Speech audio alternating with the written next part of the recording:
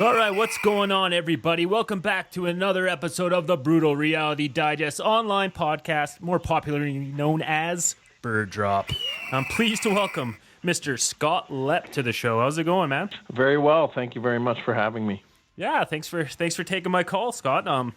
So for the folks at home, we'll just do a quick little background on you. You work for Prairie Dog Film and Television. Is that accurate?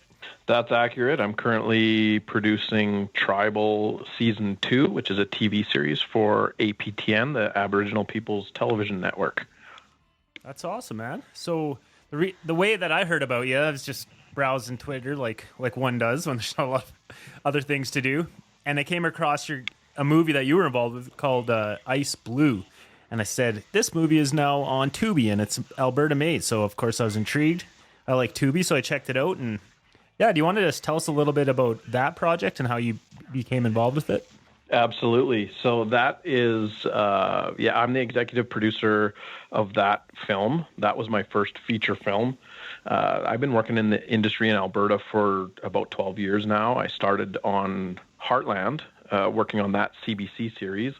And, that's always been my goal, to work on television, to produce TV. So I'm there now with Tribal. But at the time, this was probably, 5-6 years ago, I needed to do more to get myself further along in the industry. And so I started looking at feature films because I was approached by some friends of mine, Sandy Summers and Jason Long, to produce this feature film for them. And we got along great. We worked on the script and on the project and got it to a point where we were able to convince TELUS actually to come in as the first funder for the project. And I was able to attract some more funding from Telefilm and Shaw Rocket Fund, and we went and did the film. We filmed Ice Blue in 2017 in Millerville, Alberta, and Okotoks, Alberta. And the goal was just to make as good of a film as we could on a micro budget. So we didn't have a lot of money, $200,000 Canadian. And so that was kind of the goal. And we just, got our team together and we went out and made Ice Blue. And now it's out in the world. We were very fortunate to win some festival awards with the film. And then we had a theatrical release across Canada with Landmark Cinemas. And then we had our digital release, which is how it ended up landing on Tubi. Yeah, that's awesome. Yeah, it was a really, really good-looking film. So you guys did a lot of good stuff with your shoestring budget, as you say. Like the cinematography was really nice. So kudos to totally. It's that's Nick Thomas, really incredibly talented cinematographer from Alberta. And he kind of fell into our laps right before we went into production. Turned out to be one of those happy accidents that, the film wouldn't be the same without him. And I know he and Sandy worked together really well. And then we ended up teaming up again on another project shortly after. So it really helped us create that tone and feel for that film, which is probably one of its biggest strengths. Yeah, totally. So, sorry, what Alberta town did you say that was? I never heard of that place before. What's that? What town? We filmed in Millerville and Okotoks. Yeah, I'm familiar with Okotoks. Millerville. Yeah. Millerville is just west of Okotoks, and it's a very small town in the foothills right before the mountains there. That's actually where Heartland is filmed as well. Okay. And it just happened that we found another farm out there that worked for what we were needing. We were really out in the middle of nowhere. We didn't really film much in the town, but that was the closest town to where we were. Gotcha. So do you mind explaining to the maybe people that aren't super dialed into the film industry, like what does an executive producer's day-to-day look like? Like what did you actually do every day? Yeah, well, my biggest job for that film was to find the money to make it. So that's basically the executive producer's job. So I was the one who went out to TELUS and went out to Shaw and went out to Telefilm and managed to wrangle all this funding. And of course, there were other little bits and pieces in between. And then we put it all together and made the film. And then, once the funding is in place, then because this is such a low budget indie feature, I put on a lot of hats That's what happens a lot. So I was the producer, I was the PM, I was the locations manager, I was the accountant. I was a lot of things on the film. So once we went into production, that's kind of the way it went. I hired everybody, and my job essentially became do whatever the heck I could to get Sandy Summers, our director, what she needed to make the best film possible. We cast the film, we found all the locations, we worked on the script, all of that kind of creative stuff and logistics. We did it all. Oh, wow. So what was how long did it take it from, ground zero to the finish line? So we wrote, Ice Blue was written in December 2013. We shot it in March 2017. So it took 3 years, roughly, just over 3 years to get it ready to go.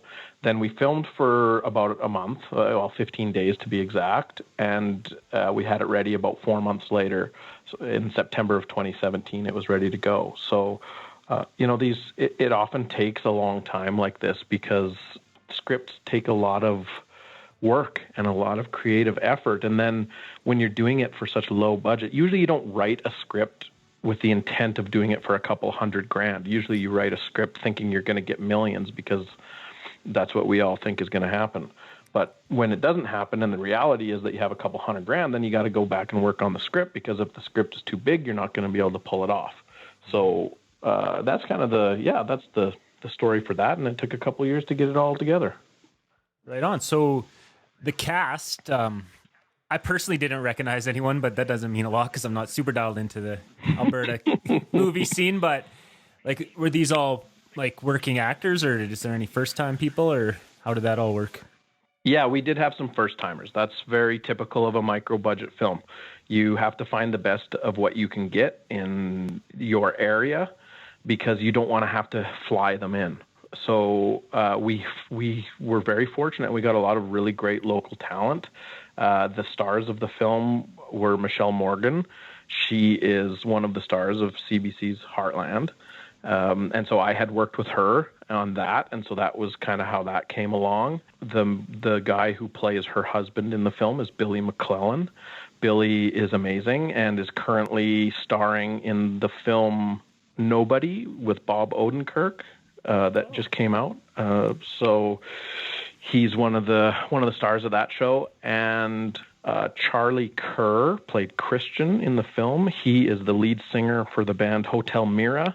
And they're amazing. People, if they come to Calgary, or I think they go to Red Deer sometimes, should really check them out. He's an incredible performer and just a great talent. And the star of the film, the lead, Sophia Lachlan-Hurt, she's originally from Calgary. Now she's in Vancouver. And she, we just held open auditions. We got 1,000 auditions. And she was, one of the first ones we watched, and we knew she was the one right away. And although she hasn't, struck it huge yet, she's an incredible talent. And I think if she sticks with it, I think she's going to make it. She was in, oh my goodness, Cardinal, which is a Canadian TV series, the Romeo section, another Canadian TV series. And she was in a horror film that I can't remember off the top of my head, but she was wonderful, and she was perfect for the film. I was going to say there was definitely some really good acting. So I was impressed. You never know, because you're in the industry, I'm sure people have that preconceived notion, Canada, it's Canadian, it's not going to be worse, right? But it's nice when it exceeds expectations, you know what I mean? Totally. And you run across that everywhere, even the TV series that I'm on now. There's always comments on IMDb or wherever that, I can tell it's Canadian by the actors. And what I find is that we're growing out of that. And, and I think we were very fortunate to get the cast that we got for Ice Blue, and I still keep in contact with all of them. And, I'm thrilled. Yeah, for sure. So what's your feeling on the overall state of Canadian, the Canadian film industry? All right, let's just dial it in even further, like Alberta film industry. How are you feeling about it? Well, the Alberta industry is having a bit of a revolution right now. It's completely changing because COVID, actually, and the government lifting the restrictions on the tax credit that have held us back for decades. The combination of that with COVID, it's that you can't shoot in the U.S. because it was so rampant there. It was unsafe. And so companies were coming here to do films and TV series because it was a great and safe place to do it. We shot Tribal Season 2 in November through February of this year, 2020 to 2021, right in the heart of it, right when it was at its worst here. And, we got through it. And that's played a huge part in the resurgence of the industry. But then the government also, like I said, relieved the restrictions on a portion of the tax credit available to filmmakers, and that has helped to attract large budget shows. For example, HBO's The Last of Us, currently one of the biggest shows in the world, is here shooting that series based on the video game. Oh, wow. I know I sell beer for a living, and I made my way, I think it's to Didsbury, and everyone was like, this is where they shoot what's that show? Winona Earp or whatever? Winona Earp. Winona. Yes, I sir. never know how to pronounce that because I never hear people say it out loud. Winona. So yeah, it's definitely. It wasn't one of the Ghostbusters shot kind of right where you live. Actually, wasn't it kind of by Okotoks? Ghostbusters went all over the province. Larger films like that will jump all over the place. So yeah, they were all over. I just remember my Twitter blowing up with Paul Rudd sightings and people losing their minds. Exactly. That's awesome. So you're feeling good. I mean, assuming COVID's gonna get under control here and you can actually go full balls to the wall, you're feeling pretty good about the state of the film in this country and province. It's never been better in my career here. Now's the time. The only issue is that it's so busy that we're having trouble finding people to work.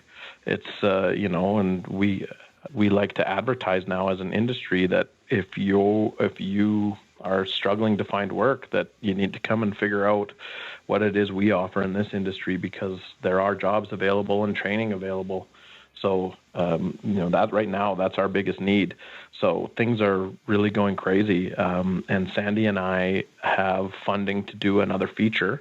So we're doing a feature called Haley Rose this fall, and we'll be going out to Nova Scotia to do a portion of that and finishing it here in Alberta. So yeah, things are busy. Things are good. It's so busy that it's hard to schedule when to do these other projects. Wow, that's great to hear. I guess let's back it up here and talk a little bit about Prairie Dog. So I guess just your role in that and how you became involved with them. Yeah, Prairie Dog Film and Television it's a company owned by Ron Scott, and they did Blackstone, the TV series in Edmonton, before moving to Calgary. And then when they came to Calgary, they just needed to expand their team. I was on Heartland at the time, but they contacted me, and so I came over to work with them for the opportunity to work with Ron and the team here. And I started as the associate producer on Tribal Season 1, and then I was promoted to producer for this last season. And so we've just got through shooting it, Tribal Season 2.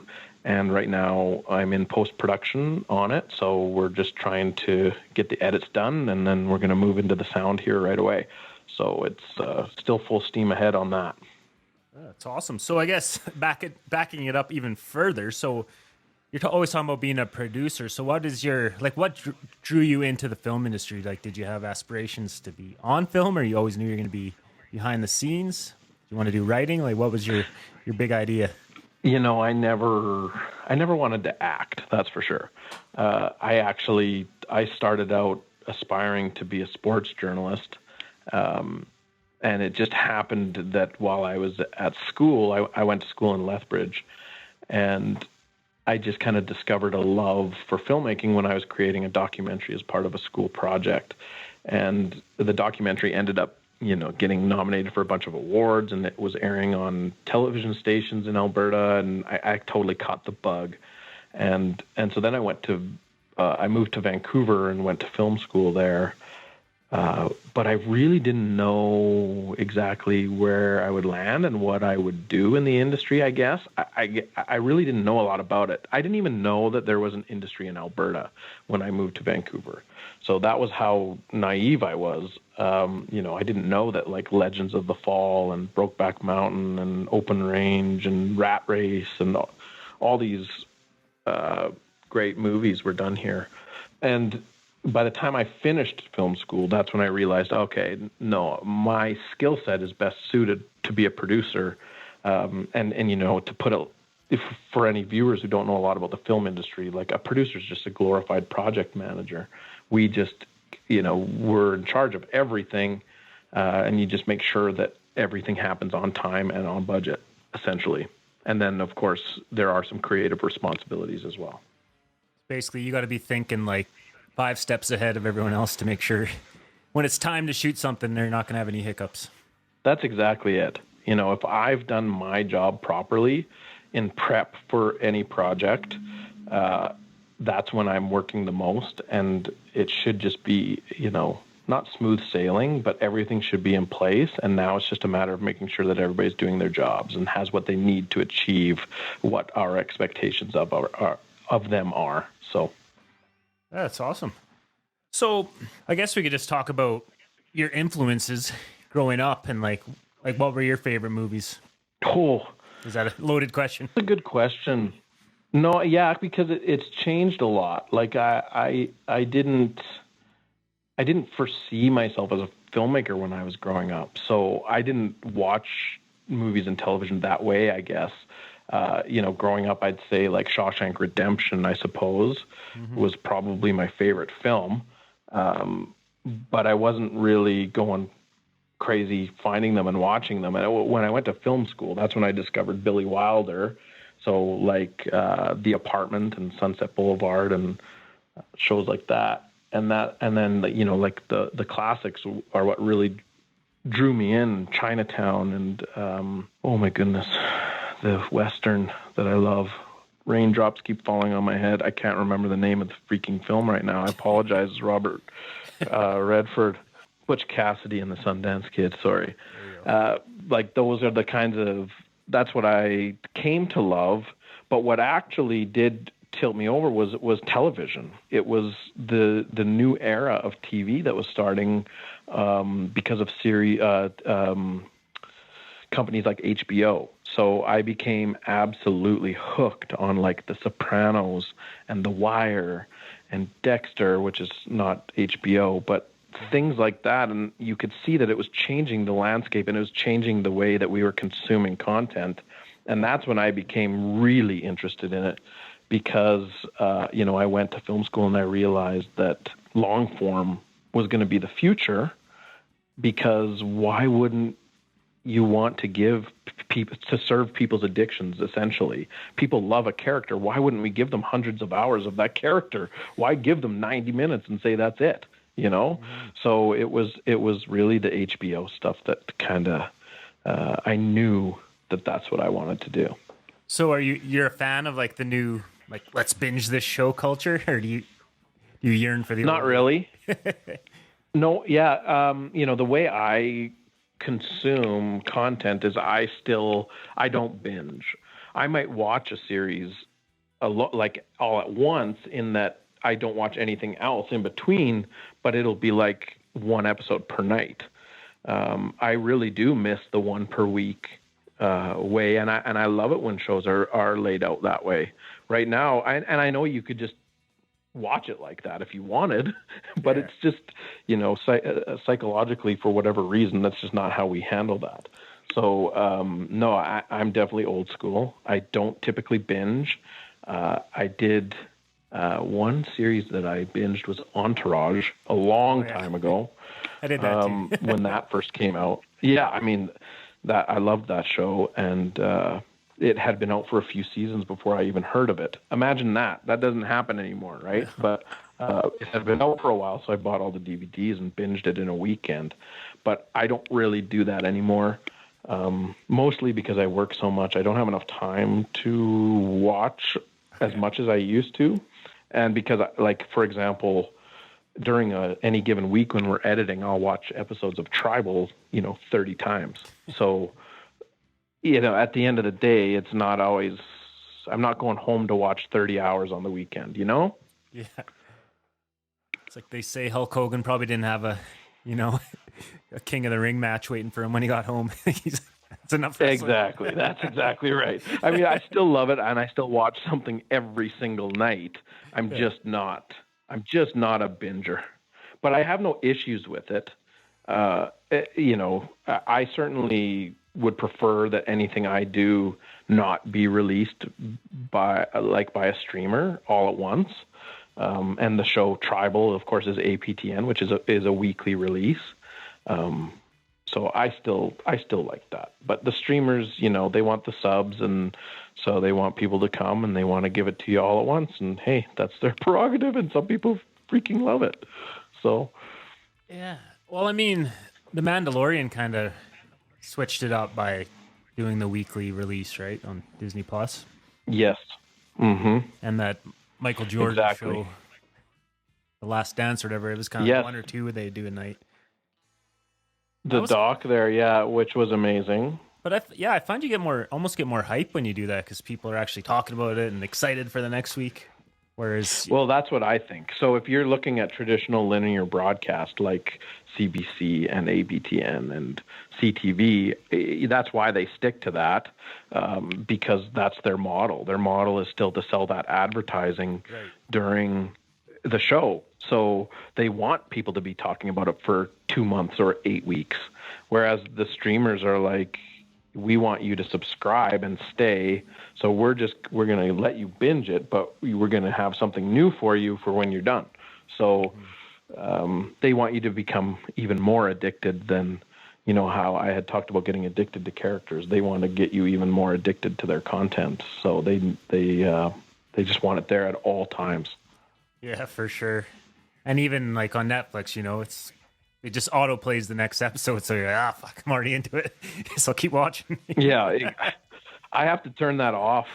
I'm like, I have to keep it on, so it's I still have to manually switch it to the next episode, just to kind of slow it down. You're in the industry, so you're probably interested in seeing who's in the credits. Like, oh, there's my buddy. Oh, for sure, absolutely. We come to appreciate it because so many people work on it, and it's like it's one of the only times that they're able to actually get any credit for the incredible work that people do. And so I do watch them. Yes. This reminded me of this. I don't know if you enjoy like watching like bad movies, like if you're familiar with Neil Breen and his work. I'm not. I don't typically like that. No. Oh, okay. I'm kind of an oddball that way. It's so many people are like that. I've seen some bad ones, but I'm not the guy who's like, let's go get a case of beer and watch a shitty movie. Oh, I apologize for swearing. Oh, you can swear all you want. The reason what just reminded me of that is because if you ever watch one of his movies, he'll have this huge laundry list of all these different catering companies and all these different companies doing the light and sound and everything. And then at the bottom it says, at the very end it says anything that has an N or a B in the name is actually Neil Breen Productions. So he just puts all these fake names. Like, that's kind of hilarious. But yeah, he's next level. That's hilarious. Apparently he's like a very professional and like treats all of his, well, if you can call them actors, the people in his movies, which is him and a bunch of other people that I think he found on the street. But apparently he's very professional, so that's good to hear. Well, if he's made a lot, then he probably is, because, people won't come back and work for you if you're not. Well, I didn't notice any of the same actors, but maybe it's the same crew. I don't know. It'd be tough to say because everything's code names in his credits. But oh, yeah. So I'm sure this happens more often than... we hear about, but I'm sure you remember the last season of Game of Thrones, not gonna do spoilers, but it wasn't that popular. But you remember like the Starbucks cup or whatever it was? I do. Yes. I'm sure that happens all the time in like less popular shows. But what was your opinion as someone in the industry when that happened? Like, would that have fallen on you as a producer if that would have happened under your watch? Absolutely. Absolutely. Like, I mean, I could go on about that for a while. On one hand, I'm like, maybe they did it to create a stir and jolt the promotion and have everybody talking about it. But my guess is that the producers and the studio, HBO, would care much more about the show being perfect than there being a cup in it that creates a stir. So I would lean towards it, first of all, being a mistake, but I'm shocked that it made it through, because the amount of people that had to have seen that episode and then for it to happen again later is astronomical. We're talking about hundreds and hundreds and hundreds of views of that show by many different people. So for it to get that far is quite something. But you never know. Maybe they're watching it on a small screen and instead of a large screen, and it's not as prominent, because obviously I didn't notice it when I was watching. No, me either. But yeah, it is astronomical how many people it has to go through to make it to the air, and how easy it is to remove it. So, we that stuff happens all the time. I was looking at a shot today from our second episode of this season, and it's a long tracking shot on a dolly, and when the camera lands, it goes to tilt up to the actor, and it goes across a computer screen. And in the computer screen, you can see C-stands with tennis balls on them. You can see a net blocking the light, and you can see our other lead actress sitting in the background via the reflection. She's not in the scene right now because we're not shooting her coverage. So she's just sitting in the background, and you can see it in the reflection.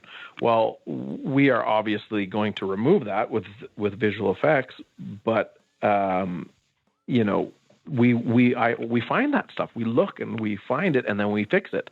So it is pretty astronomical to me for that to have made it on the air. But I do think it also speaks to the fact that I believe they typically spent a lot more time on the episodes. I think they had more time, and they were very rushed this time because, it was a very rushed timeline, not just in the story, but also in real life. Yeah, I would like, that was probably one of my favorite shows of all time, and then what happened to it was travesty. Like, I'm just still bitter about it. I don't know if I can love again. I would agree. Yes. I'm sorry to hear that. I'm one of the people who only watched it because it was so popular.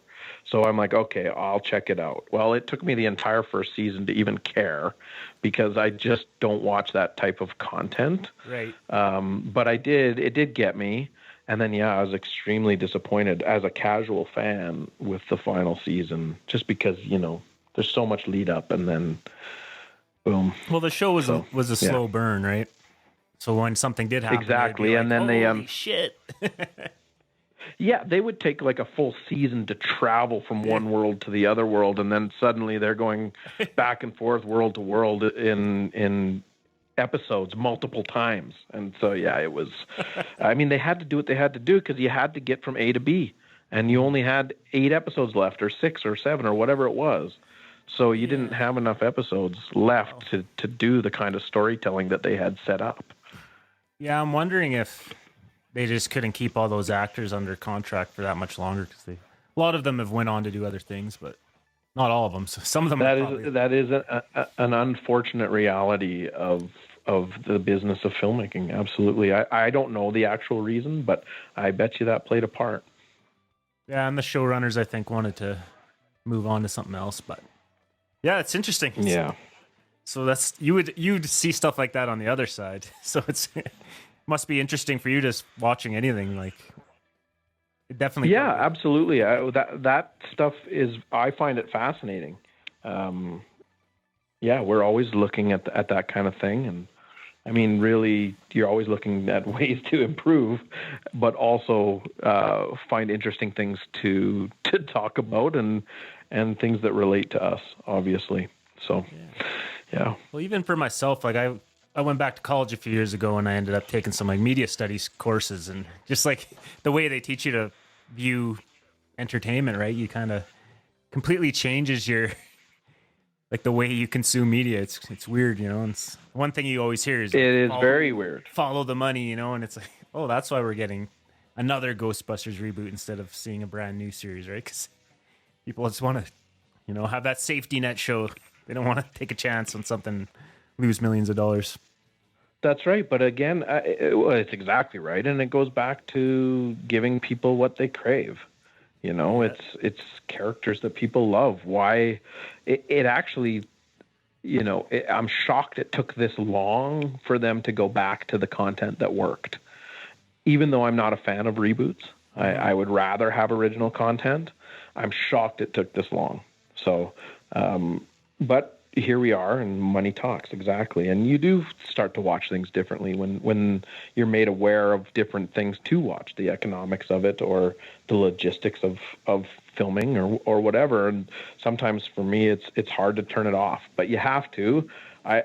Because if we're going to create content that audiences love, it can't just all be about the economics of it and the logistics of it. We have to be able to sometimes sit back and appreciate it the way your audience would, so that you can properly serve them. Yeah, for sure. It's definitely a skill set. So you must worked hard to get where you're at to figure out how to pull it off. Well, still figuring it out. Trust me. That's awesome, man. We'll start wrapping it up, but I guess let's just give, since you mentioned Tribal is the latest series you're working on, you want to just give a quick rundown, a quick pitch, so tell people that are listening why they should be checking it out. Yeah, Tribal's kind of fun. It's a police. Well, I wouldn't necessarily call it a police procedural. It started out under that format, but I would call it more of a crime drama. There is a crime of the week, so it's very CSI-like. The premise is that there's an Indigenous chief of police, and she's kind of summoned into the city, and she has to solve Indigenous-related crime within the city. And of course, it's kind of all done under the guise of bringing people together and of inclusivity, and like the city's kind of putting on an act. So then the city cops don't like the tribal cops that govern the reserve, and the tribal cops and its citizens don't like the city cops, and there's a whole kind of fight that brews throughout. And yeah, it's a fun and unique take on crime drama. And I feel like season 1 is really great, and I think that we take a step forward on season 2. And season 1 is 8 episodes, and season 2 is 10. You can watch it on APTN, which is in Canada. It should be available on whatever broadcast or however you get your cable. And if not, APTN has an app called Lumi, Lumi, and you can get a free trial there to check it out. And it streams there as well. And yeah, season 2 should be out this fall, and then we'll start working on season 3. Sweet. So you're renewed for another year. Well, you know, not officially. We feel pretty good, though. You heard it here first, folks. We're not throwing that out there. If everything goes right, it's happening. Exactly. All right, man. Well, I guess right before I let you go, do you got any advice for people that want to get into the industry? Because as you just stated earlier in this interview, like it's booming. You guys need people in there. So what would you suggest if someone wanted to get involved in any way in your industry? Well, probably the easiest thing to do to start would be just to start following some of the industry accounts on Twitter and Instagram and Facebook. Like the most prominent one I would say is Keep Alberta Rolling, which is this great, not-for-profit group that is just kind of promoting our industry, and they're wonderful, and it's a great way to keep on top of what's happening here.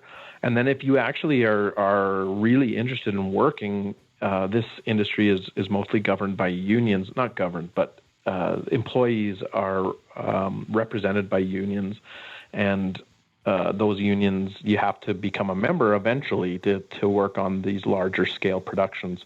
So we have the Directors Guild of Canada, Alberta chapter, IATSE 212, IATSE 669, Teamsters Brotherhood Local 362. Any of them should have a social media presence, and they also have websites, and you can go to any of them to find out more. And that's the easiest way to start, and just start kind of paying attention to it a little bit. Calgary is where everything happens, so that's where you want to be, and that's the easiest way to get started. Awesome, man.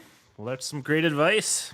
No, I've kind of been the, what do they call it, the grip or whatever, running around, running cameras and moving the lights around. I've done that on a few like Tell a Story Hive projects. It was fun. That's great. Yeah, no, for sure. I mean, those positions are absolutely integral to the creation of film and TV. So, and I think it's a good experience. And honestly, if people just want to check it out, I would look for the background casting calls to be an extra as well, because then you can go hang out on set for a day and kind of just scope it out from a distance. There's not a lot of them, but they do exist, and those are usually posted on online, and one of those accounts that I mentioned would probably repost it. So maybe you can meet Nathan Fillion or some other Canadian star. There you go. Exactly. My wife loves him. She got to meet him at Comic-Con, and it was like, she looked happier than our wedding pictures. So it's pretty hilarious. That's hilarious. Just like the biggest. No, that's great. I think he's awesome. Yeah. Originally from Edmonton. So that's pretty cool. He's really, really done well for himself. Yeah. Absolute bona fide TV star for sure. I know him from the Firefly days and Slither, if you've ever seen that movie. I've not seen Slither. I do know Firefly. I only know of Firefly because it was, has a pretty big following. Yeah. Well, Slither, I can't say for sure, but I want to say there was an Alberta connection, and the reason why is because there's a barn dance at one point, and Corb Lund is the band playing it. So what? Yeah, it's pretty incredible. Actually, it's like, is that freaking Corb Lund? Yeah. So there you go. So maybe look into that. Maybe that was shot around your neck of the woods. I am going to. Absolutely. Awesome, man. Well, I really appreciate you taking the time, and I'm really happy to hear that the industry is booming in Alberta. I know I'm going to be paying a lot closer attention, so yeah, I will be following your career and hope to see great things. Well, I really appreciate that, and I just want to give a very small plug to Ice Blue. Like you mentioned, it's available on Tubi, but it is also available on Amazon Prime, and you can also get it on iTunes and Google Play. And I love it when people watch it. It's great, and we love to get feedback. So you can find me on social media and stuff like that, and people reach out to me all the time, and it's awesome. So I do encourage people to check it out. I think it's a fun movie. It's a bit of a thinker. So yeah, for sure, man. Actually, I wanted to ask you about it, but I won't spoil it. I was a little confused about it. It's all good. Anytime. Yeah, right, that happens. All right, man. Well, I really appreciate you taking the time, and best of luck in the future. Anytime. Thank you very much. All right, man. Take care. Thanks for tuning in to another episode of Bird Drop. This has been episode 20 with Scott Lepp. Make sure you guys check out the accompanying physical zine. You could either subscribe and we'll mail it right to your house, or else you can pick it up at the participating stores in Central Alberta. All right, until next time, this has been Josh Hotta. Stay brutal. Oh my goodness. Oh, wow. Oh my goodness. Oh, wow. Oh my goodness. Oh, wow. Oh my goodness. Cool. No, I'm thrilled. No, I'm thrilled. Cool. No, I'm thrilled. No, I'm thrilled. Oh my goodness. Oh, wow. Oh my goodness. Cool. Oh my goodness. Oh, wow. Oh my goodness.